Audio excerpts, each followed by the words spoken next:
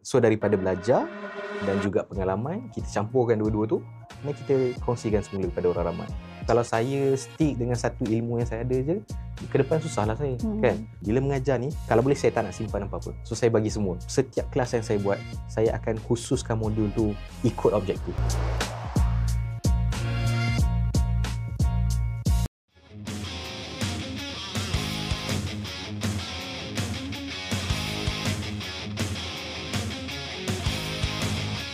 Okay, Q. Kita dah bercakap pasal bisnes daripada staff, cari staff, daripada pekerja. Tapi at the very start of our previous episode ni, you mention yang you ada terlibat dalam training. You conduct training. Sebelum ni, betul. Sebelum ni. Jadi macam mana daripada bisnes tiba-tiba boleh jump to training? Latihan. Itulah. Saya daripada dulu memang ada minat untuk mengajar. Oh, okay. Tapi mengajar yang tak berdaftar lah ni kita ajar seronok-seronok. Tapi bila kita dah masuk, saya dah terlibat dengan perniagaan dan sebagainya. Jadi pengalaman tu bukanlah nak cakap banyak sangat, tapi semakin baik. So kita nampak, oh dekat sini kita boleh share. Macam ni, macam platform yang kita buat sekarang ni. Kita share, kita tolong educate dan sebagainya.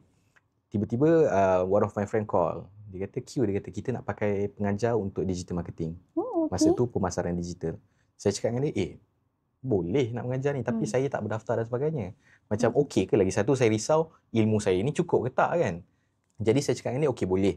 Saya boleh tolong dia mengajar dan sebagainya. Cuma saya nak tahu apa the right step. So dia kata, okey tak apa. Dia kata step dia simple, dia akan tolong guide. So dia guide lah saya.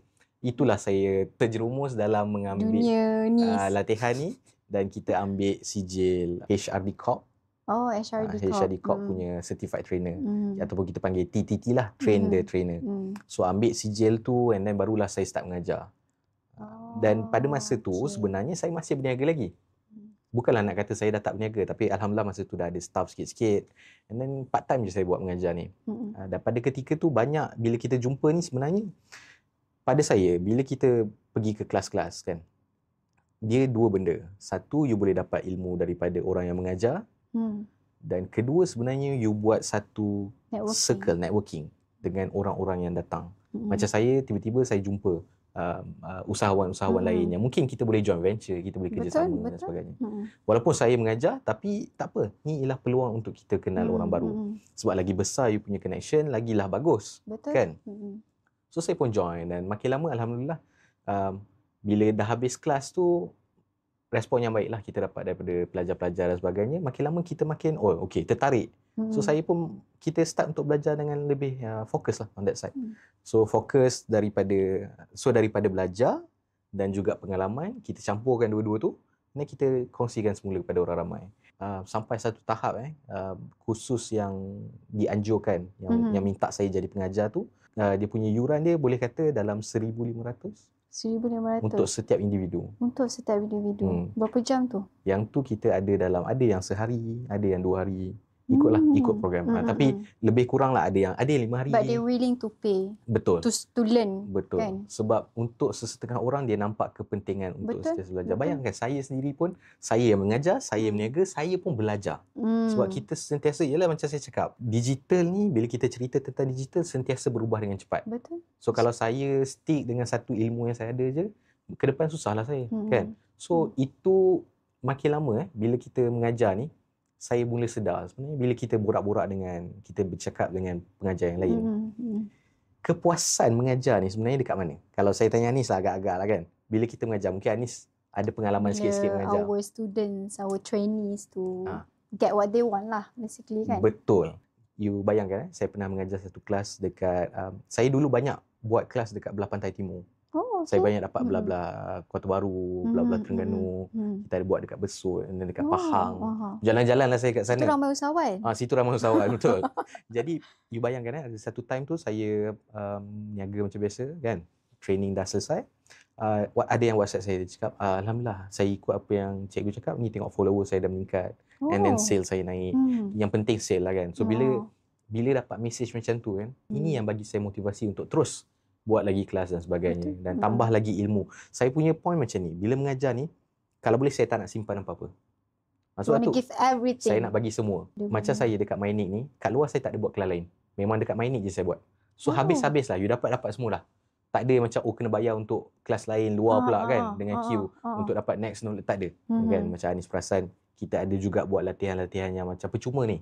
Sebab daripada side saya sebagai pengajar, dekat luar kan orang bayar 1,500. Dekat sini percuma, saya ajar benda yang lebih kurang sama. Bukanlah nak cakap kenapa saya cakap lebih kurang sama. In fact, sebabkan pengalaman saya dah bertambah sikit ni, lagi lebih saya boleh bagi kat sini. Kan? Dah samalah kalau dekat luar. For free. Dan saya punya pendekatan pula, biasanya bila kadang-kadang kita buat hujung minggu, pagi kan, pagi ataupun waktu-waktu yang susah lah orang nak bagi komitmen ni. Betul. Jadi bila ada orang masuk kelas tu, dia sanggup bangun pagi. Betul. Dia sanggup kosongkan masa dia hujung minggu. Saya pun terpanggil untuk, okey, kita kena bagi yang terbaik sebab dia pun dah bagi usaha dia. Betul. Kalau dia boleh luangkan katalah 5 jam, 8 jam, 4 jam untuk duduk dengan saya mengajar, saya akan pastikan dia dapat sesuatu. Tak banyak pun sikit ni. Itu goal kita sebagai tenaga pengajar. Kita nak make sure dia dapat sesuatu. Dia dapat kepuasan, kita sebagai pengajar pun dapat kepuasan. Betul. Tengok dia dapat kepuasan. Betul. Bila dia berjaya kan, especially bila peniaga ni sale menaik. Ataupun ada yang macam hari tu saya cerita, bila saya buat kursus dekat Maini ni, berjaya dapat sale yang pertama. You bayangkan dia tak pernah berniaga, tak ada pengalaman, tiba-tiba buat laman web dah dapat peniaga yang pertama. Nak cakap satu, training yang kita bagi tu memang akan mendatangkan balik sesuatu. Kalau you boleh fokus, kalau you bagikan komitmen dan sebagainya. Setiap kelas yang saya buat, saya akan khususkan modul tu ikut objektif. Faham. So sebab tu macam sebelum-sebelum ni, banyak orang selalu tanya saya, dia kata, kenapa slide hari tu lain, slide ni lain, modul tu lain, modul ni lain. Kita akan tambah. Along the way kita tengok, oh okay, information ni baru kita tambah dan sebagainya. So ambil peluang ni. Dan kalau kata you dah belajar, you dah power lah ilmu ni, mungkin ada benda yang saya boleh belajar daripada you. Dan you pun baru belajar benda baru juga. So dalam benda tu kita boleh bertukar information lah. Betul. Jadi untuk usahawan-usahawan di luar sana, especially to those yang ada dalam networking mycommunity.my ni, jangan lepaskan peluang anda untuk sertai kelas-kelas monthly training daripada MyNik Berhad. Bye-bye.